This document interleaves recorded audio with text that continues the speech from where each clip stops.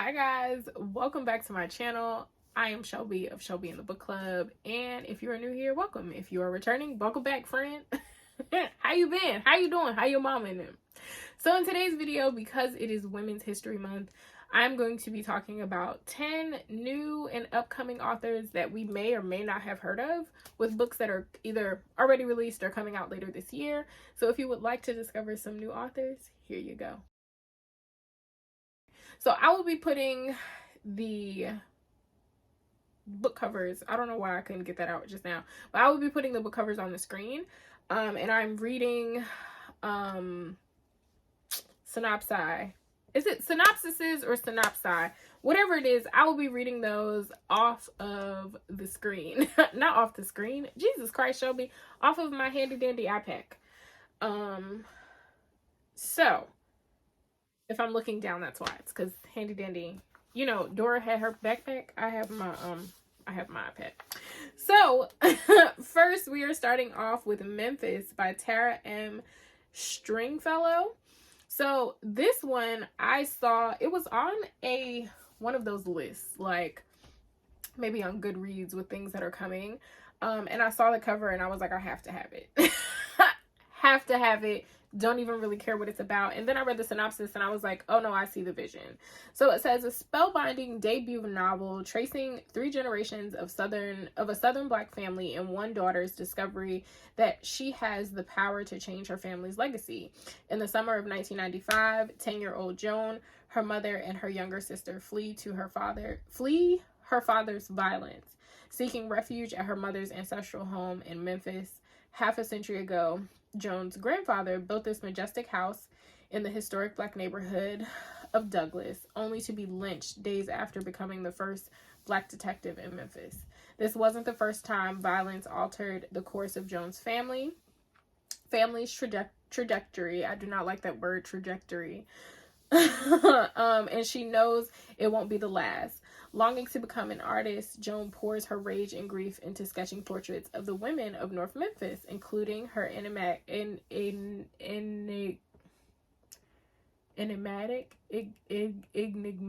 Y'all know what I'm trying to say.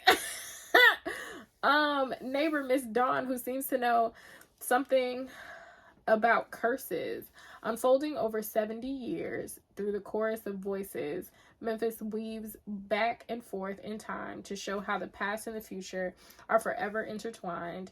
It is only when Joan comes to see herself as a continuation of a long tradition and the women in her family as her guides to healing that she understands that her life does not have to be defined by vengeance, that the sole weapon she needs is her paintbrush. Inspired by the author's own family history, Memphis, the Black fairy tale she always wanted to read, explores the complexity of what we pass down, not only in our families, but in our country. Police brutality and justice, powerlessness and freedom, fate and forgiveness, doubt and faith, sacrifice and love.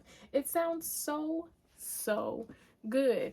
I will also put the release dates or when it was released as well, just so you guys can see that or write them down or save them for when they do come out. Next we have Deli, Weds, Destiny by Tomi Obaro. So this one says, a novel about race, sex, class, and love from an author at the beginning of a major career.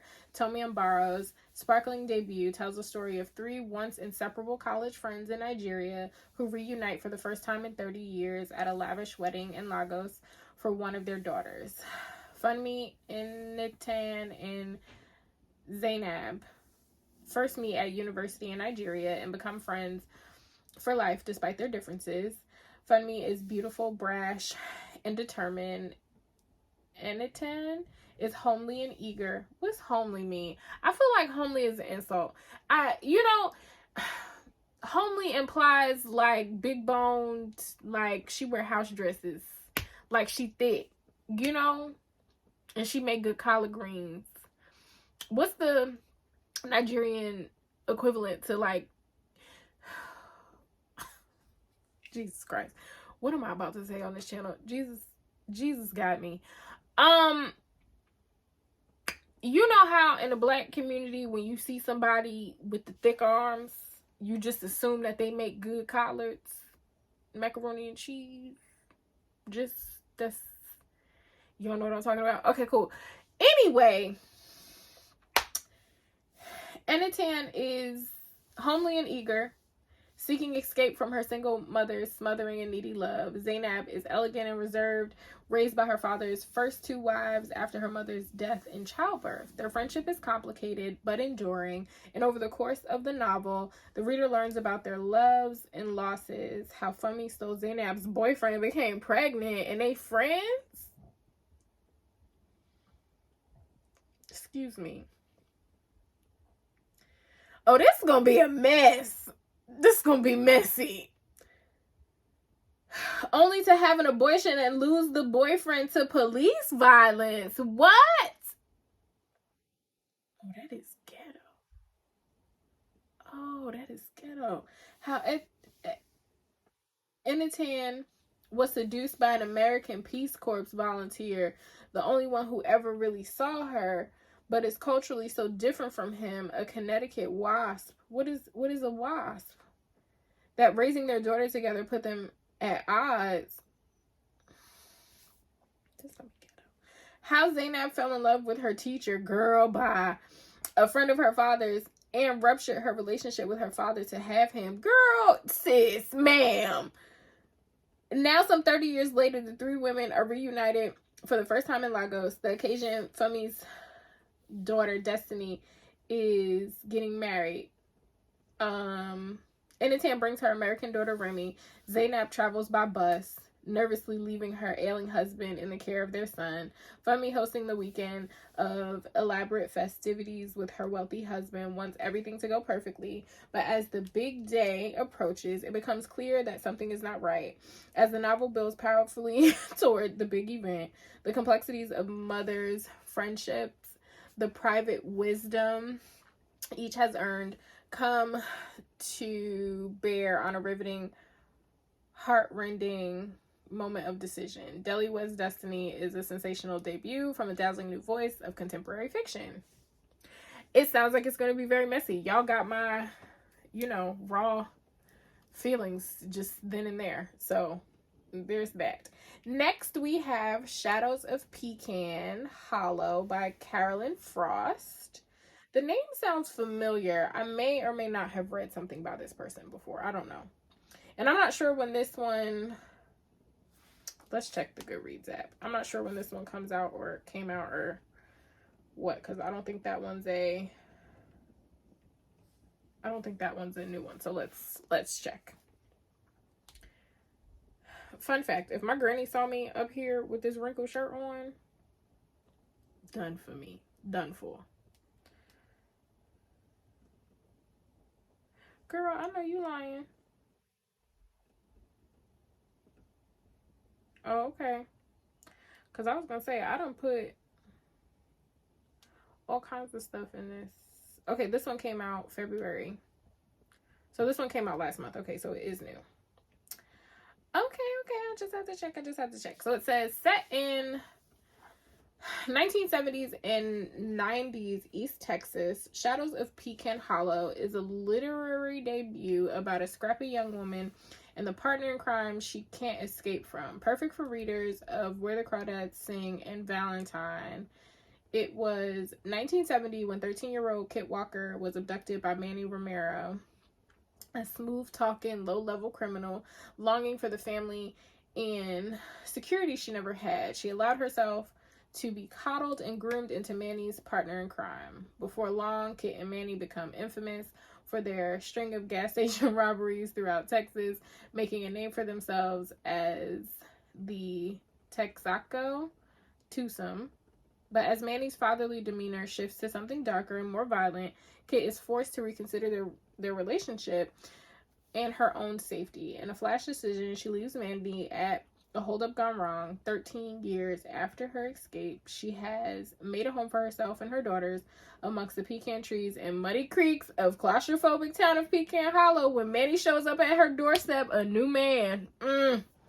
He gonna try to kill her. Ooh. A new man fresh out of prison. Kit's profound and twisted attachment to him compels her to let him in. Immediately, Kit's world is transformed, and her community is sent into a tailspin with its rich landscape, incredible characters, and evocative language. Shadows of Pecan Hollow is a hauntingly intimate, distinctly original debut about the strength and vulnerability of womanhood, the complexity of love, both romantic and familial. This penetrating, gritty, and unexpectedly tender novel ensnares the reader in its story of resilience and bonds that define us. He gonna try to kill her, the children, burn the house down, all of that, because you left me, ho. That's what he had said. Y'all didn't hear it? Y'all didn't hear it in the synopsis? He said, you keep on fucking around, I'm gonna have to go get my gun. That's what he said. I heard it. He gonna try to kill him. The whole house gone. Okay, next we have A Woman of Endurance by Dalma Llanos Figueroa. I think that's how that's pronounced. So this one says, combining the haunting power of Toni Morrison's Beloved with the evocative atmosphere of Philippa Gregory's A Respectable Trade, Dalma Llanos Figueroa's groundbreaking novel illuminates a little discussed aspect of history, the Puerto Rican Atlantic slave trade. Witnessed through the experience of Paula, an African captive used as a breeder to bear more slaves. A Woman of Endurance, set in the 19th century Puerto Rican plantation society, follows Paula, a deeply spiritual African woman who is captured and later sold for the purpose of breeding future slaves. The resulting babies are taken from her as soon as they are born. Paula loses the faith that has guided her and becomes embittered. I've never heard that word before. And defensive. Embittered. Word of the day. Embittered. The dehumanizing violence of her life almost destroys her.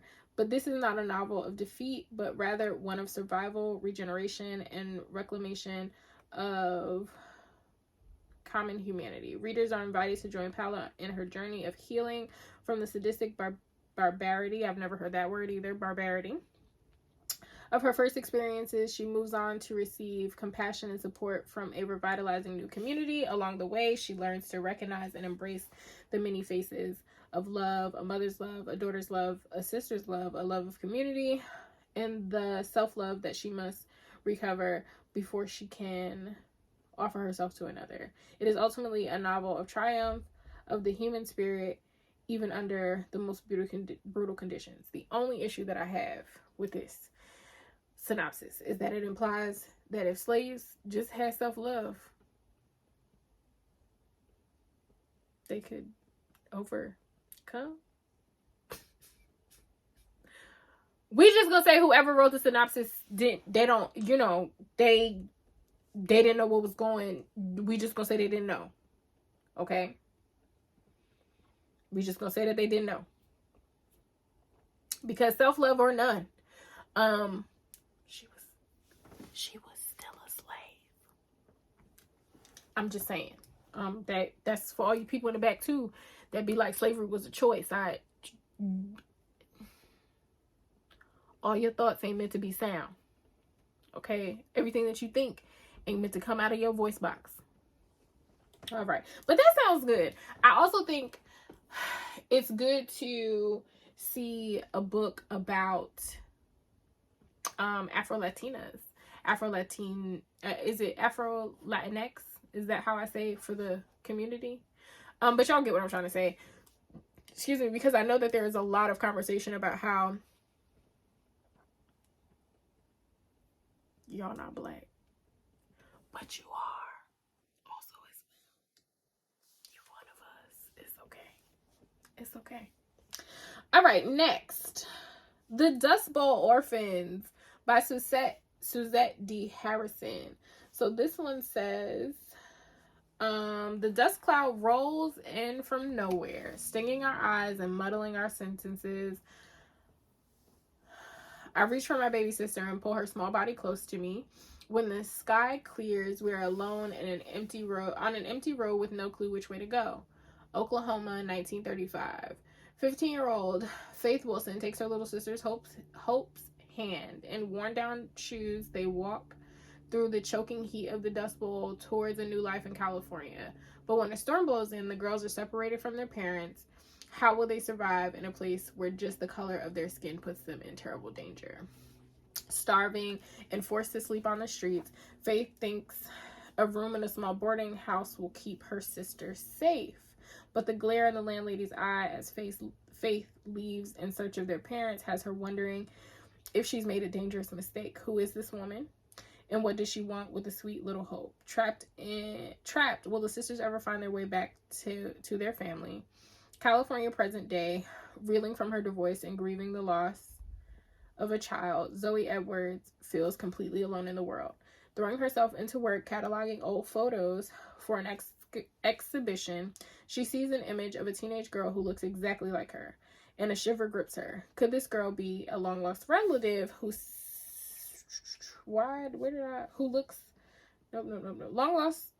Be a long-lost relative, someone to finally explain the holes in Zoe's family history?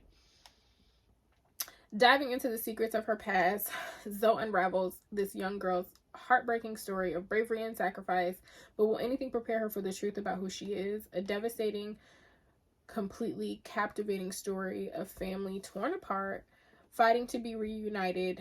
Fans of Orphan Train, Before We Were Yours, and Where the Crawdads Sing will never forget this powerful story of survival. That sounds really good. Also, the book cover with the two babies on it. I had to have it. I had to have it. That one I ordered. It's around here somewhere.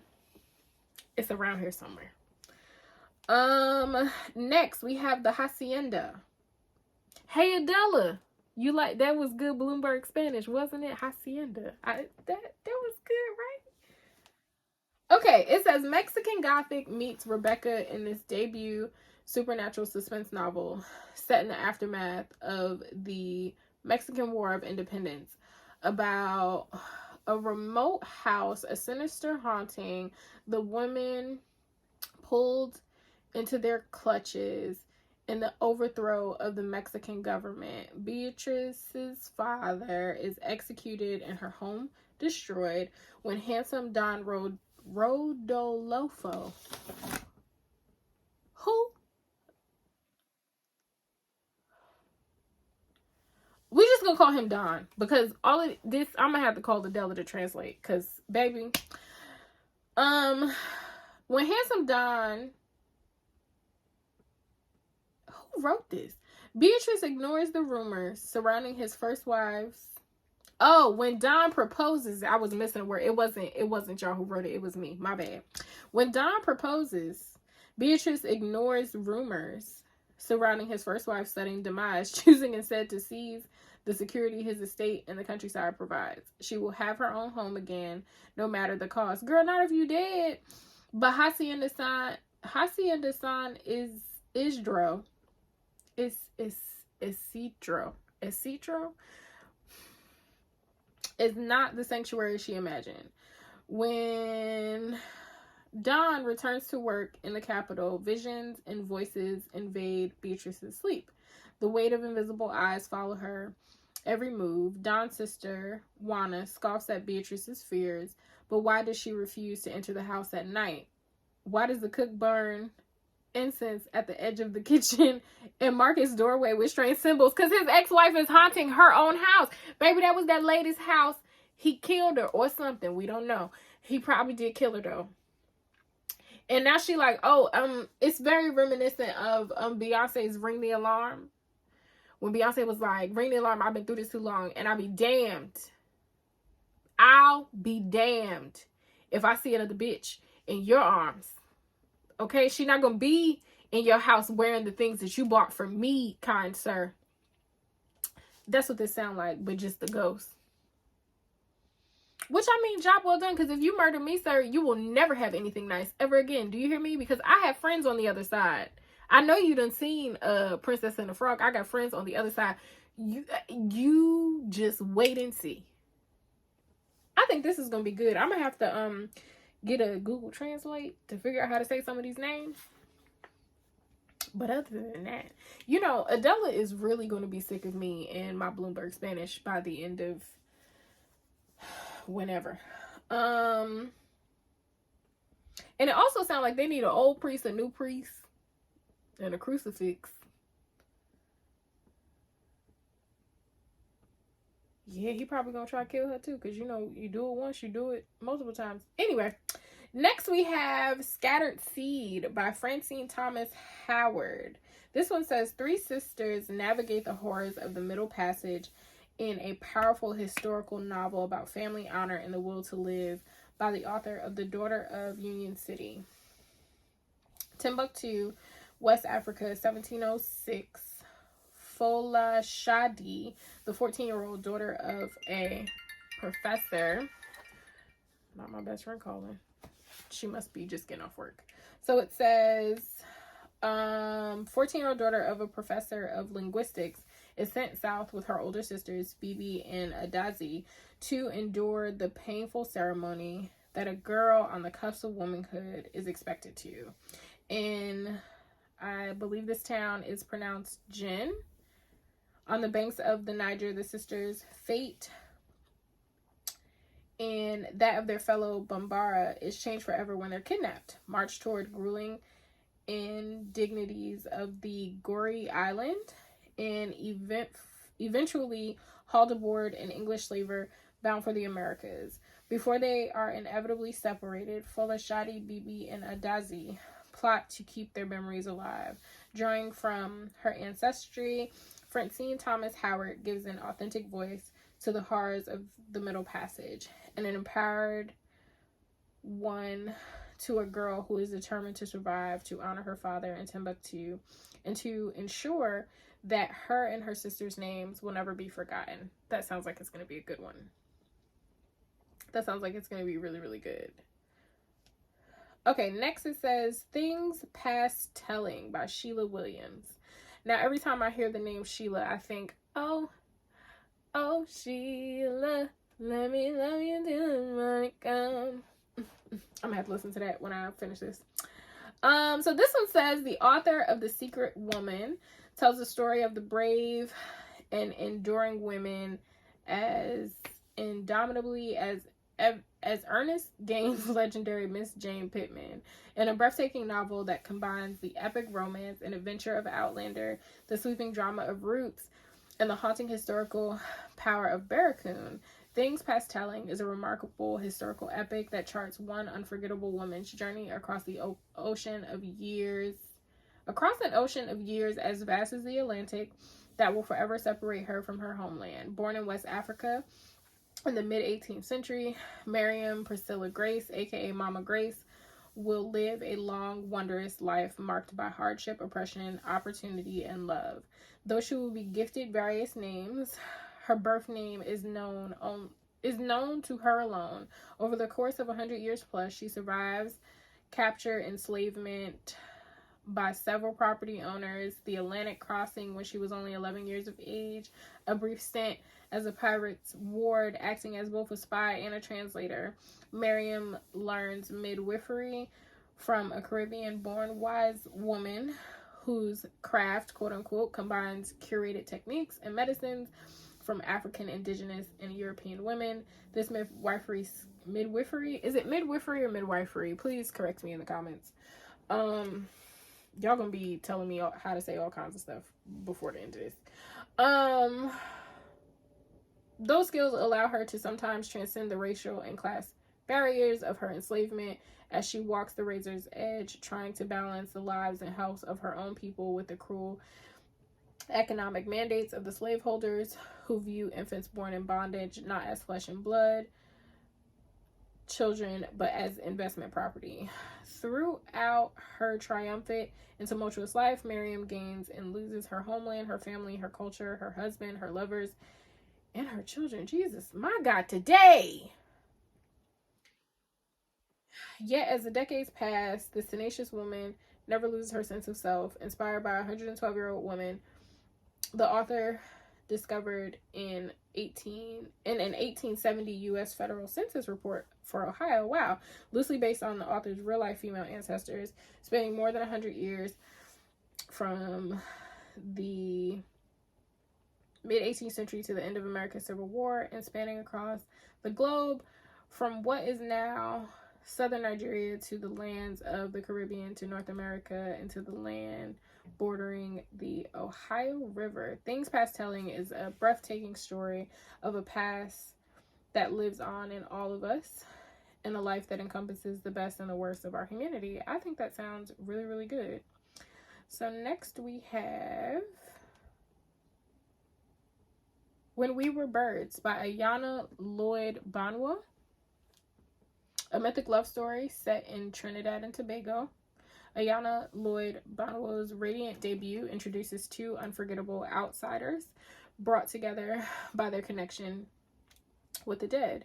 You were never the smartest child, but even you should know that when a dead woman offers you a cigarette, the polite thing to do. Why all my best friends are calling me. Okay, guys, give me a second. What does it say? When a dead woman offers you a cigarette, the polite thing to do would be to take it. Especially when the dead woman is your mother. No, I'm not taking nothing from you. The St. Bernard women have lived in Morne Marie, the house on top of the hill outside of Port Angeles, for generations. Built from the ashes of a plantation that enslaved their ancestors, it has come to shelter a lineage that is bonded by much more than blood. A woman in each generation of St. Bernards is responsible for the passage of the city's souls into the afterlife. Yet Yegindi's relationship with her mother has always been contorted by anger and neglect, which her mother stubbornly carries to her deathbed, leaving Yegindi's unprepared to fulfill her destiny. Raised in the countryside by devoted Rastafarian mother, Darwin has always abided by the religious commandment not to interact with death. He has never been to a funeral, much less seen a dead body. But when his ailing mother can no longer work and the only job he can find is grave digging, he must betray the life she built for him in order to provide for them both. Newly shorn of his dreadlocks and his past, and determined to prove himself, Darwin finds himself adrift in a city electric with possibility and danger. Yendi and Darwin will meet inside the gates of Port Angeles' largest and oldest cemetery, where the dead lie uneasy in their graves and a reckoning with fate beckons them both. A masterwork of lush imagination and immersed lyricism, When We Were Birds is a spellbinding novel about inheritance, loss, and love's seismic power to heal. That sounds like it's going to be so good. Like one of those stories that's going to be like funny, but like pulling you in and like all of that kind of stuff. I'm super excited to read that one. Now, last but not least, we have Women of Light by Kali Fajardo Anston. This says, a dazzling epic of betrayal, love, and fate that spans 5 generations of indigenous Chicano family in the American West. From the author of the National Book Award finalists Sabrina and Karina, there is one every generation, a seer who keeps the stories.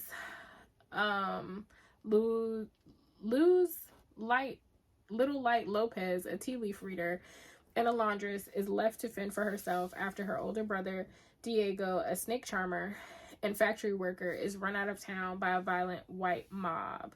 As Luz navigates 1930s Denver on her own, she begins to have visions that transport her to her indigenous homeland in the nearby Lost Territory.